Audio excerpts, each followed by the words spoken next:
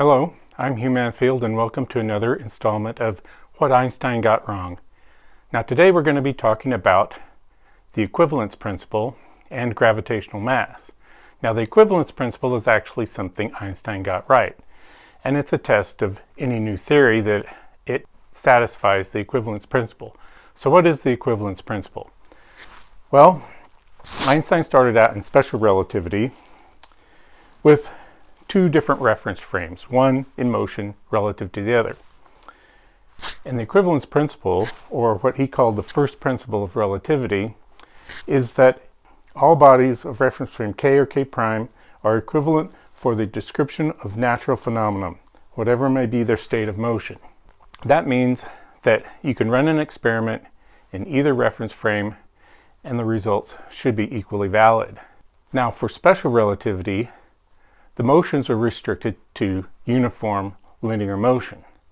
But in the development of general relativity, Einstein extended that to any state of motion, including accelerated reference frames. I like to use the three forms of gravity in my talks because they represent each different way you can experience gravity in the natural world. You can have linear acceleration, circular motion, motion along a curve that is, and you can stand on a massive body. Now what we found with Galilean transforms is that they didn't work for all natural phenomena. And what you had to do was apply a Lorentz transform, and that's what special relativity did. And this was known as being Lorentz invariant. If you state a natural law mathematically, it must apply in the same form in any reference frame. And that's what Einstein did with special relativity. So what this means is the equivalence principle says that there is one set of laws that applies throughout the universe. And no matter what reference frame you're in, the same physical laws will govern the same physical processes in any reference frame, regardless of its state of motion. If you're doing experiments on light diffraction through a prism or a diffraction grating, you can do it in any different reference frame, and the same natural laws will govern the same physical processes, and your experiments should give you the same results. If you're doing chemistry in different reference frames, the same laws of chemistry apply in any reference frame, whether you're linear accelerated, moving along a curve, standing on a massive body. So the chemistry out in space is the same as the chemistry on Earth. And the chemistry on a rocket sitting on a launch pad is the same as the chemistry while it's blasting off and accelerating out into space. And this is good because we would have to design rockets with different chemicals if the laws of chemistry changed when you change reference frames.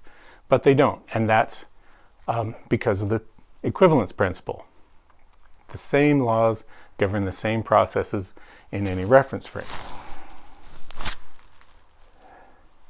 If you do experiments in electromagnetism, the same laws that govern electromagnetism will apply in any given reference frame. If you're studying particle interactions, such as nuclear decay or particle collisions, you will see the same physical processes in any reference frame, and they will be governed by the same physical laws. And this has become a test of new theories, that if your new theory is not Lorentz invariant or does not obey the equivalence principle, then it's considered that you have a problem and you have to go back and do some more work.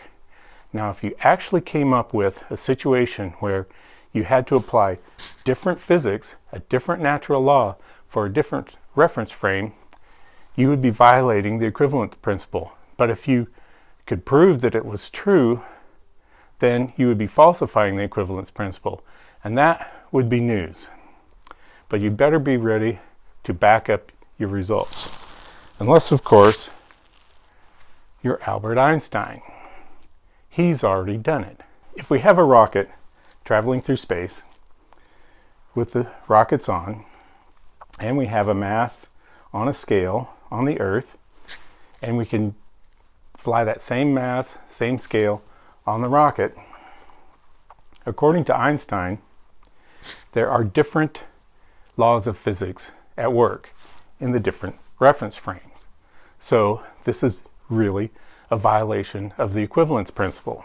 We have Newton's law of motion, F equal ma, out in space, and on Earth we have Newton's law of gravity. Two different laws, two different reference frames. And the equivalence principle should say, since we see the mass on the scale exhibiting the same behavior as the mass on the scale on the rocket, they were looking at the same physical process, which should be governed by the same physical law. Now, how do I know that Einstein believed that there were two different processes going on and two different laws required? Well, he came up with the term of gravitational mass. On the Earth, the scale measures the gravitational mass. And on the rocket, it measures the inertial mass. Two different quantities. And if you read Einstein's book, which I recommend, everything I'm saying is coming straight out of his book. He believed that there were two different processes going on. And that's why he came up with the concept of inertial mass and gravitational mass. And every physicist in the world now believes that there is such a thing as gravitational mass. They're still talking about it, they're writing papers about it, and NASA's conducting experiments to verify that gravitational mass is no different from inertial mass.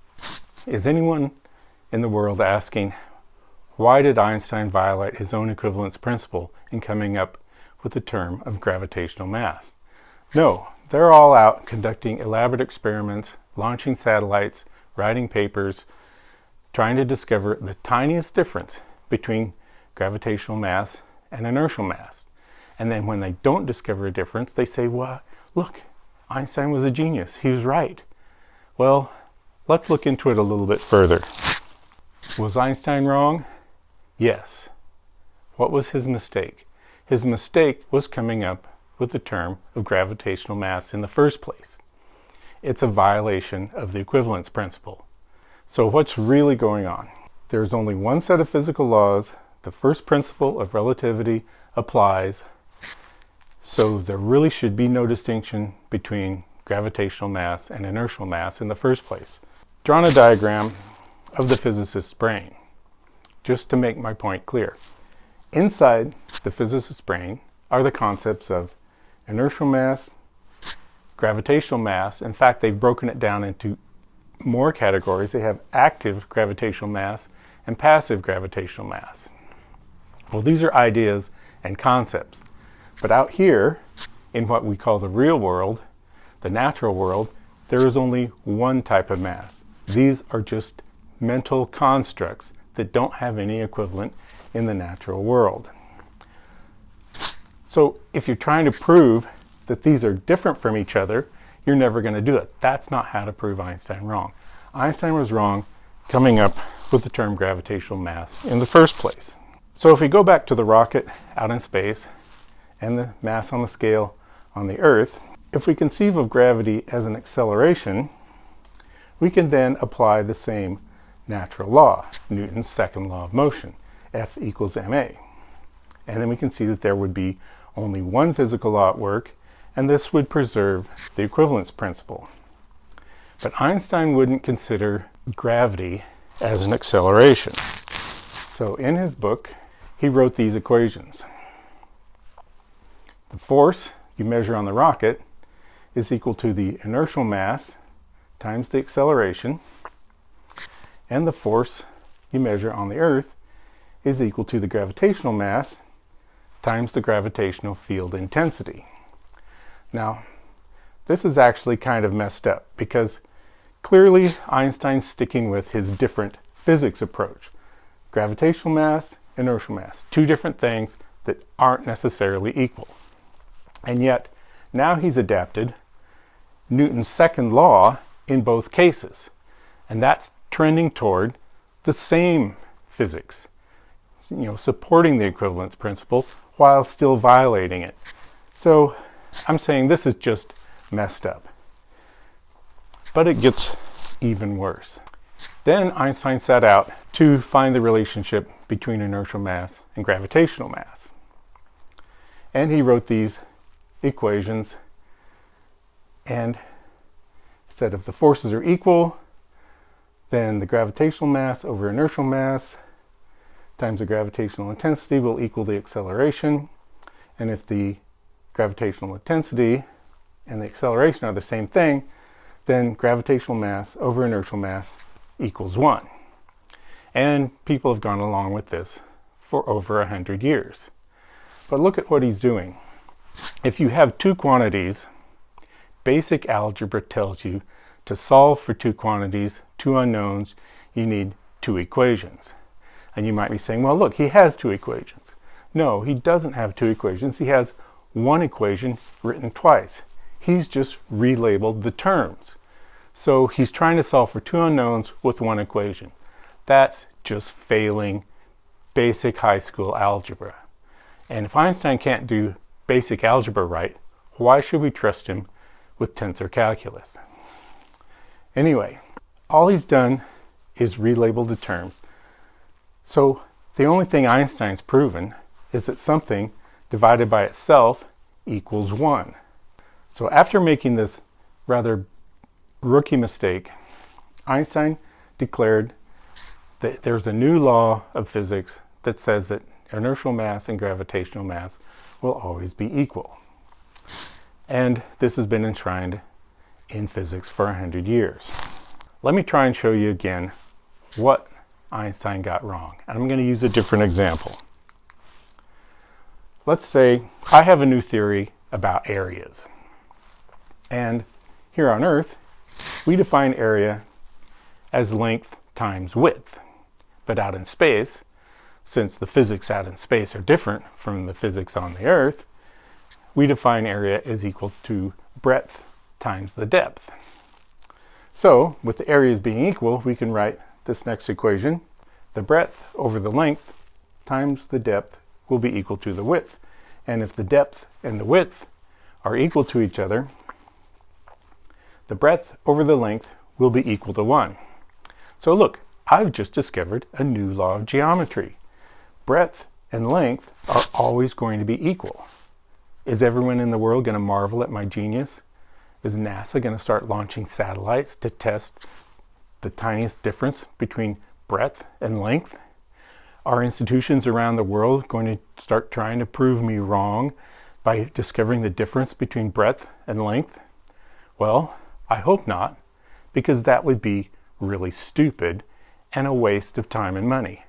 But it's no less stupid and no less a waste of time and money than looking for a difference between inertial mass and gravitational mass. All right, so let me go through it one more time with a different example, just to make sure I'm making my point clear. And I call this the tale of two astronauts. We have two astronauts training for a long duration deep space mission. And on launch day, one will be chosen to fly the mission and one will remain on the Earth in a mission simulator.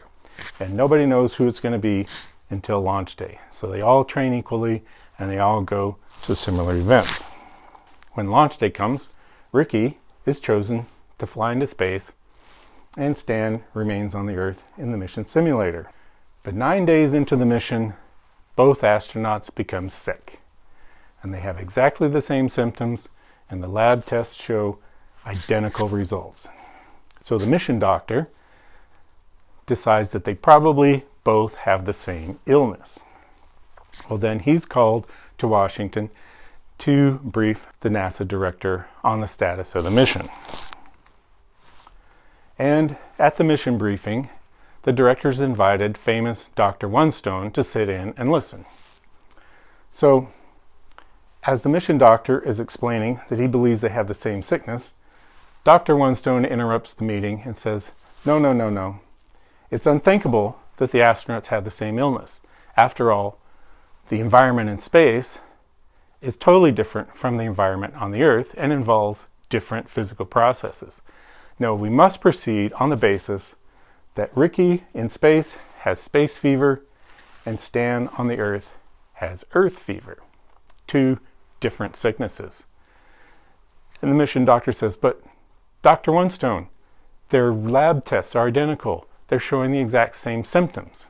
And Dr. Onestone says, yes, this is true. And that's why I propose a new law of medicine, that space fever will always present the same symptoms as Earth fever. Do we marvel at the genius of Dr. Onestone?